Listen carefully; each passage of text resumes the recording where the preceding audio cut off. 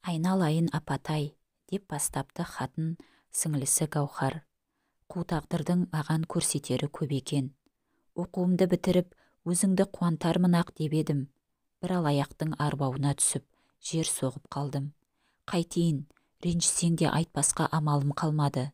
Осыншама шыдармын деп едім, болмады. Сенен басқа сүйеніш, тірек болар кімім бар? Іштен шыққан шарананың шырмауымен оқудан да қол үздім. Қазір қаладағы курстас құрбымның үйіндемін. Жатақханаға барар бет жоқ. Бұл үйге де сияр түрім көрінбейді. Сәбиімді жетімектер үйіне беруге қияр емеспін. Өзің келіп бір жәрдемін бермесең, бауырыңның құрдымға кетер түрі бар.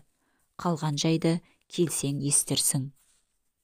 Бикеш төбеден түскен мына тосын хабардан есеңгіреп, кәдімгідей-ақ ес-түсінен айырылып қалғандай халде еді. Көкірегінен лықсып көтерілген отты күйі қос жанарына ащы жас болып мөлт етіп шыға келді. Жазылып отырған жағдай шынымен-ақ рас па дегендей сіңлісінен келген хатқа әлсін-әлсін қадалып, аз кем отырды да еңіреп қоя берді. Қос бөлмелі үйді басына көтеріп, кәдімгідей дауыс салып жылады. Құдай-ау Құдай, бізге көрсетер тағы не сұмдығың бар еді? Не жазып едік саған? Бізді осыншалықты еңіретердей, нендей күнәмізден жаздық деп өксіді. Сол жылап жүрген қалпы жолға дайындалды. Алматының ығы-жығы аэропортынан жөргекке ораған нәрестесін көтерген Гаухардың өзі қарсы алды. Траптан түсіп келе жатқаннан-ақ Гаухардың елегізіп, алаңдап тұрған көзі шалған Бикеш қанша бекінейін десе де шыдай алмады. Жүрек тұсын солқ еткізіп, лықси көтерілген күйін сезіп, өзін-өзі қайратқа шақырған көңіл күйін күйретіп кеткендей ме, қалай екиіні дірілдеп, солқ-солқ етіп қыстығып келді де еңіреп қоя берді. Гаухар да апатайының түсі бұзылып, жыламсырап келе жатқан халін байқаса керек, жөргекке жүзін тұмшалай басып солқылдап тұр. Жаңа байқады, ту сыртында тұрған әдемі жүзді аққұба қыз Гаухардың қолтығынан демеп, әлдене деп жатыр. Хатта жазған курстас қызы болар сірә. Гаухардың курстас дос қызы Аиданың ата-анасы жүректі, адал адамдар екен. Әсіресе анасы аузын ашса жүрегі көрінеді дейтін кәдімгі ақжарқын, сампылдаған кең пейілді қалпынан жазбаған. Бикеш табалдырықтан аттағаннан құрақ ұшып өбектеді де қалды. Қарағым, ренжіме де жасыма, сүрінбес тұяқ, сынбас қияқ болмаушы ма еді. Осы заманның жігіттері де жігіт болудан қалды ғой. Бірер күнгі қызыққа мәз түге. Ұят аят дегенді ұмытты ғой. Қызыл көрсе көздері қызарып, қоразданып шыға келеді. Гаухарға да оңай болған жоқ. Өзі жүдеп бітті. Шаранасын бауырына басып, өксейді деп отырады. Сабағыңа бар, мен ақ қарайын десем де болмайды. Соңғы бір ай бойы үйден аттап тысқа шығудан қалды. Бүйте берсең, құсадан өлерсің деп өзіңе болмай отырып хат жаздырған мен едім. Енді бәрі де орнына келетін шығар. Кеңесіп отырып пішкен тон келте болмас деп кеңесейік. 5 жыл оқып, оқуын бітіруіне жарты жыл қалғанда одан қол үзіп кетуін құптап отырғаным жоқ. Оқуыңды оқы, беттен басатын ештеңе бүлінген жоқ деймін баяғы. Осыным жөн емес пе қарағым Бикеш? Ойбай, не деп отырсыз шеше? Әбден орынды әңгіме, әбден орынды. Оқудан қол үзген түрім бар дегенде қолқам үзіліп кете жаздады ғой. Әркімнің ақ қолы жете бермес. Институтыңды бітіріп алсаң, ертең ешкімге де жалтақтамайсың емес пе? Ал ана шаранаң аяғыңа тұсау болмасын деп әдейі келдім. Алып кетемін. Бауырымның баласынан безіп не көрініпті? Ішке сыйған неме сыртқа да сияды. О несі деймін-ау сонша егіліп. Бикеш теріс қарап, нәрестесін емізіп отырған сіңлісінің қушиып кеткен иықтарының дір-дір еткен күйін көріп, бір түрлі елжіреп, еңіреп қоя бергісі келген. Бірақ өзін-өзі жазғырып, әбден жүдеп біткен халін одан әрі ауырлатқысы келмегенде ернін тістеп отырып қалған. Шіркін, бауыр, жазған-ай, жасамыс тартқан ақсары әйелдің даусы дірілдеп, көздері жасаурап кетті. Оның да жан күйі алабөтен алма-ғайып әсерге бөленіп, аналық жүрегінің елжірей егілісін Бикеште, ана отырған Гаухар да сезінгендей еді. Апалы сіңлінің бұл өмірден көрмеген қайғы қасіреті аз ба тәйірі? бір-біріне демеу болып, қалтаңдап жұрт қатарына қосылғандай болғаны осы еді. Жол апатынан мерт болған ерінің төтеннен келген қайғылы қазасын көтере алмай, бүк түсіп жатып қалған анасы сол жатқаннан тұрмады. Сары тап болып 1 жылдай жатты да дүниеден өтті ғой. Марқұмның созылмалы ауруы бар еді. Әлде сонысы қозғалды ма, кім білсін. Әйтеуір ерінің қазасынан соң оңбады. Күн санап ауырлай берді. Лықси төгіліп, сахарға салған сүйектей қуқыл тартқан жүзін жуып жатқан жастан аңғарған Бикеш науқастың аяқ жағында отырып ұзақ жылаған. Жылап жатып, жан анам-ау, шынымен-ақ қос ботаңды еңіретіп тастап кеткелі жатырмысың? Тұра тұрсаңшы азырақ. Қалқайып ер жетейік те, біздерді бір белеске жеткізіп салсаңшы. Әкеден айырылған азабымда аз қайғы емес еді ғой түге. Сен тұра тұр, басыңды көтер, қалқайып отырсаң болды. Оқуды да, бәрін де тастап тек өзіңді күтейін. Осы үйдің бар ауыртпалығын өзім-ақ көтерейін. Бейнеттен белім қайысып, азаптан арқам жауыр болды демейін. Тек сен тірі тұра тұршы анашым, тек сен деп іштей күбірлеген. Бірақ қатал тағдырдың, қайран ананың алқымынан алған ажалдың шеңгелі жазылмады да айырылмады. Анасының аманат етіп тастап кеткен сол гауһары ғой мына алдында егіліп отырған. Айналайын шешетай-ай, өлгенше мына жақсылығыңызды ұмытпаспын. Өз балаңыздай бауырыңызға басып, гауһарымды көшеде қалдырмағаныңызға. Сізге нендей алғыс. Ойбой қарағым-ау, мені ұл өсіріп, қыз өсірмеді деймісің? Бала қайғысын көп тартқан жанның бірімін қалқам. Әне, гауһарыңның досы, кенже қызым Аиданың күн ертең не боларын кім біліпті? Тек шалыс басудан сақтасын де. Өз қолыңды өзің кесесің бе қайтесің, көнесің де. Алмаған айтқан алғысыңа рахмет. Біреудің басына үс түссе, қасынан табылып, қолтығынан демемесек кім болғанымыз сонда? Жасымыз жер ортасынан ауғанда адамгершіліктен безініп не көрініпті бізге? Осы тірлікте бір-бірімізге жасап жатқан қиянатымыз аз ба тәйірі? Аз емес. Адамның түлкіге айналып, жастардың бұзылуы да сол қиянаттан мен білсем. Енді болған іске болаттай болып, мына гауһардың оқуын одан әрі жалғастыруына көмек берейік те деген Аиданың анасы орнынан тұрып кухняға беттеген. Оңаша қалған апалы сіңілі қос мұңдық көз шырымын алмастан ұзақ түнге сырласқан. Жездем қалай? Мынаны алып барғаныңды қалай көреді деген гауһар екеуінің ортасында пыс-пыс етіп ұйықтап жатқан нәрестені емізген. Көңілінде күдік бар ау сірә. Ол жылдағыдай қызыл қияға кеткен. Біздің жақта арақ деген отпен тең емес пе? Соңғы 5-6 жыл автобаза түгел көшіп барып, араққа көмектесетінді шығарып жүр ғой. Арақ бітпей оралмайды да, үйіміз қайбір балаға толып отыр. Қуанбаса ренжімес. Қайдам, әйтеуір ренжіп сенің мазаңды алмаса болды ғой. 5-6 айда оқу да бітер. Сосын өзім аламын ғой. Тек жездем, жә, ренжісе де, ренжімесе де далаға тастар бала жоқ. Өзім бауырыма басып тәрбиелеймін. Шалқалап жатқан Бикеш сәбиге қарай аунап түсті де, нәрестенің маңдайынан өбіп, бауырына қарай икемдей тартып, қысып-қысып қойды. Бұл Құдай мені бір шикөкпеге зар қылып қақсатып қойса, сені бұлай бақытсыз етіп. Өксік аралас, сыбырлай шыққан үні одан әрі тұншыға дірілдеп барып басылған. Жездесі ерденмен қосылған 15 жыл бойы бір сәбиге зар болып келе жатқан апасының қайғысын тап осы жолы айқын сезінгендей. Гауһар да терең күрсініп көзіне жас алған. Бастапқы жылдардағы жылы қабағы кірбің тартып, соңғы кездерде тоң-торс отырып алуды шығарды. Жұмыстан ішіп келуі де жиілеп кетті. Ол да детдомда өскен жалғыз бейбақ қой. Ашылып айтпаса да жан қайғысы неге түсінбейін, түсінем. Бірақ не шара? Соңғы 2-3 жылда тіпті қазымыр болып кетті. Сөзіңді көтер алмай шарт ете қалады. Бұрында тоң мойын қарағым еді, қазір тіпті ұрда-жық болып алды.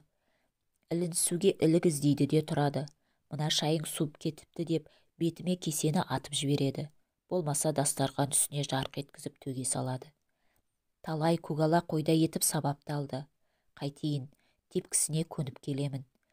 Одан кетіп не опа табамын? Қызыл қияда кімім тосып отыр емеше сүзіліп.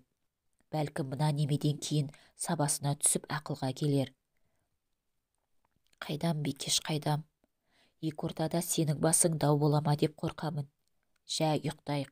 Құдай салды, біз көндік деп, өз тағдырыңнан қайда қашып құтыласың деген Бикеш аунап түсіп, іргеге қарап жатты. Алматыдан шыққалы жылап, мазаны алмаған жөргектегі сәби өз босағасын аттап, төсек үстіне әкеліп жатқызғанда шыр ете түсті. Қой, бұның не? Жатырқап жатсың ба жазған? Жылама, қазір жылытып сүт беремін. Жылама, бөпем, жылама деп өбектеген Бикеш су болған жөргектерін алмастырып жан ұшырды. Ит көлекпен ғана қалған нәрестені алақанына салып әлдилеген күйі бауырына басты. Қайызғақ еңбегін құшырлана иіскеп әлдилей берген. Көкірегін өзіне беймәлім жұмбақ жұпарлы жас иіс баурай алғандай тынысы кеңіп, тұла бойы иігендей рахат бір сезімге бөленіп жүре берді. Сүт сіңді сәбидің әлемде жоқ тек сәбиге ғана тән иісі алған демінен жан сарайына құйылып, тұла бойын тәтті ләззатқа толы, сиқырлы бір рахат сезіммен әлдилеп, елтітіп, елжіретіп әкетіп бара жатқандай еді. Әлсін құштарлықпен құмарлана иіскеп, қарадай елтіп отыр. Ойпырмай, сәбиім-ау, құдайым-ау, иісіңнен мас болып елтіп қаппын ғой, мұндайда болады екен-ау. Жанарынан сорғалаған, жасын тыймаған Бикеш жаңа ғана аттандап байбалам салған сәбидің қалғып кеткен моп-момақан бейкүнә жүзіне егіле қарап, ауық-ауық күрсініп қойды. 15 жыл бойы жас нәресте деп армандаумен үміт жібін үзбей келе жатқан Бикештің көкірегіне тосыннан келіп қопарылған құштарлық сезімі бұғып жатқан сары тап сағынышын түртіп оятып, ананың балаға деген тілмен жеткізгісіз ұлы сезімін тірілтіп жібергендей екен. Осы уақытқа дейін әлдеқандай жағдайда әлдекімдердің бөбектерін маңдайдан иіскеп, беттен сүйгені болмаса, тап мынадай етіп алдына алып өбектеп, көкірегіне басып әлдилемеген екен-ау. Қазақтың балалы үй базар дейтіні жай бір сөздің сұранысында екен ғой тәйірі. Бала базар емес, ұлы бақыт екен ғой. Балалы ананы айтсаңшы одан да, бар әлемдегі бақыт та, рахат та, алаңы жоқ армансыздық та балалы ананың бір басында екен ғой. О тәңірім, осы уақытқа дейін Бикеш бейбақ осыны неге сезініп, неге түсінбей келген? Баласыз ана, бауырынан жазған тірі жетім, табиғаттың да, тәңірдің де қаралы қарғысына ұшыраған сорлы ғой сірә. Бар әлемдегі рахымсыздық та, жетімдік те, табиғаттың әлмисақтан бір бағыт, бір арнасы ағып жатқан ұлы ағысына қарсы қайық салып, жетер жеріне жете алмай, көк жұлын болып, азып тозып, өмірін еш еткізіп өткізетін дәрменсіздік те сол бауырынан бала көрмеген ананың басында болар. Бикеш осындай бір ойран асыр ой үстінде отырып, өзінің құлазып келген өмірін, кетіліп келген көңілін бір-ақ сәтте жетілдіріп, көкірегін көл-көсір қуанышы мол ләззатты сезімге толтырып, жүре берген осы бір қимас сағаттарының ұзақтығын тілеген. Өзі кімге тартып туған? Қабағы Гаухаржаныма келеді-ау шамасы. Әкесі кім болды екен? Кеше Алматыда әңгіменің бұл жағына бармап еді. Жаралы жанның жарасын ушықтыра бергісі жоқ көңіл бұл төңіректегі әңгімеден қашқақтай берген. Гаухар да ол жайында ақтарылып ештеңе дей қоймаған. Тек ата-анасының айтқанынан айналсоқтап шыға алмаған біреу дегенде қойған. Мейлі, кім болса ол болсын. Бізге бәрібір емес пе? Тақаным, әкесіз дегізбей өзім-ақ өсіремін күнім. Әке-шешеден ерте айырылып, шиттей қалған мына біздер де жетілдік емес пе? Біреуден артық, біреуден кем дегендей. Тағдырдың сонысына да шүкірлік. Ертең Гаухартайым институтын бітіріп келген соң, аз күнгі бейнеттің бәрі ұмыт болады. Жас қой, жазған. Маңдайына жібі түсу біреу кездессе жарар еді. Жас ғұмырын өксітпей, жылағандарыңды көрмесем екен. Күз қабағы томсырайып, дидарын қыр астындағы қысқа бүтіндей бұрып алған сияқты. Таңғы салқын ауа тұла бойды түршіктіріп, маужыраған ұйқыңнан тез сергітіп сала береді. Бикештің үй іргесіндегі бала бақшада аспаз болғанының бір тәуірі баланы орналастырамын деп табанынан таусылып ешқайда жүгірмеген. Әйтпесе, мына 6 айлық шекөкпені қайда сүйретер еді. Баяғыда шешесі қайтыс болғаннан кейін аудандағы СПТУ-дың аспаздар даярлайтын бөлімінде оқығаны облыс орталығында кәдеге асады деп кім ойлаған. Таңнан жөргегіне жылы орап өзімен бірге ала кетеді де қас қарая алып қайтады. Өзі бір мың жасағыр, Бикештің сүйрегеніне көндігіп алған. Оқшау бірдеңе болмаса жылай да қоймайды. Ерденнің қызыл қиядан қайтар күні жақындаған сайын бұдан маза кеткені де шындық. Ертең кіріп келгеннен алғаш сұрайтыны осы бала болады. Сонда Бикеш не демек? Жетімектер үйінен алдым дейме? Болмаса Гаухар солай болып қалған екен, соны барып алып келдім дейме? Мінезі кіді қазымыр неме, неге олай еттің деп ерін бауырына алып мөңкімесе не қылсын? Ерденді иландырып көндіретіндей басқа қандай амал бар? Анасы оқуын бітіргенше амалдап ұстай тұра алса жарар еді. Осындай екі ойда жүргенде Ерден де келіп қалған. Әдетінше жуынып шайынып кемін ауыстырған соң кухнядағы стол басына келгендегі көргені айқыш-ұйқыш тартылған жіпке тізілген сәбидің жөргектері мен көйлек киімдері болатын. Аңырап тұрып қалды. Қарасұр жүзі лезде күңіретіп сала берді. Қалың қабақтары ренжігенде жиырылып бір уыс болып қалатын әдетіне басты. Тамақ әзірлеп жүріп көз қиығымен ерінің қабағын баққан Бикеш Ерденнің тұлданып шыға келген кейпін аңғарып, жүрегі шым-шым ауырып, әлдеқандай бір қылмысының үстінен түскендей кәдімгідей абыржып қалған еді. Мыналар жөргек кімдер ғой осы жоқта? Өзімде көріп тұрмын менікі еместігін. Көрсең сол, Гаухар босанып соның баласы ғой уақытша алып келген, оқуын оқысын деп. Ол күйеуге шығамын демеп еді ғой, тойы қайда, күйеуі қайда біз білмейтін. Реттері солай болып қалыпты. Артынан тойын жасаймыз да, әзірше оқуын бітіріп алсын. Күйеу бала оқуда болса керек. Осымдығай, күйеуге тимей жатып бала табады. Осы күнгі жастар не болып барат? Ұят аят дегенді ұмытқан ғой. Бикеш сіңлісін ақтар ештеңе де айта алмай бұғынып үндемей қалды. Сонымен бала төңірегіндегі алғашқы әңгіме осымен тынған. Бірақ Ерден тынар болмады. Әсіресе ішіп келген күні ұрыс-керіске себеп жөргектегі сәби болды. Біреудің баласын алып келіп, несіне жетісіп әкелді деймін ау? Мұның заржақ болар ма өзі? Түні бойы ырылдап ұйқы бермейді шаршап келгенде. Біреуі несі? Сенің балдызың менің жалғыз бауырым емес пе? Далаға тастай алмай отырған қай баламыз бар? Бағамын, асыраймын. Немене осы бір жұдырықтай шикөк пе? Қай ырысыңды шайқап жатыр? Жә, сапылдамай. Өзіңде болмаған соң қой, әрі өбектемей. Тұлыпқа мөңіреген сиырда бір, сенде бір. Табуын ол табады, бейнетін біз. Түбі шикі болып жүрмесін. Тап солай болды ғой, аспаннан салбырап түссе де. Жарайды, бейнеті де, азабы да өз мойнымда. Сенің не жұмысың бар онда? Әй бейбақ неме, не көкіп отырсың әй? Осы үйдің иесі мен бе әлде сен бе? Алып келейін бе деп менімен неге ақылдаспайсың? Қара бұларды басынып, бассыз үйдің иті осырақ деп, ду-ду айтыс бірде осылай, бірде басқаша арнада өрбіп, өрекпіп лаулайды да жатады. Бірде ішін жел қармады ма, баладан маза кетті. Сәл тыныстап жатады да шар ете түседі. Ішіп келген Ерден, мына күшікті қойдырасың ба жоқ па деп Бикешті төсектен теуіп түсірді. Содан сәбиді көтерген Бикеш кухняда таң атқанша теңселді де жүрді. Ерден ішіп келсе болды, бұл төсегін сүйретіп кухняға сырғуды шығарды. Әйтеуір сол неме ұрыс-керіс шығармаса екен дейді. Бірақ болама, аяқ астынан ілік тауып шыға жөнеледі. Жексенбі күні болатын.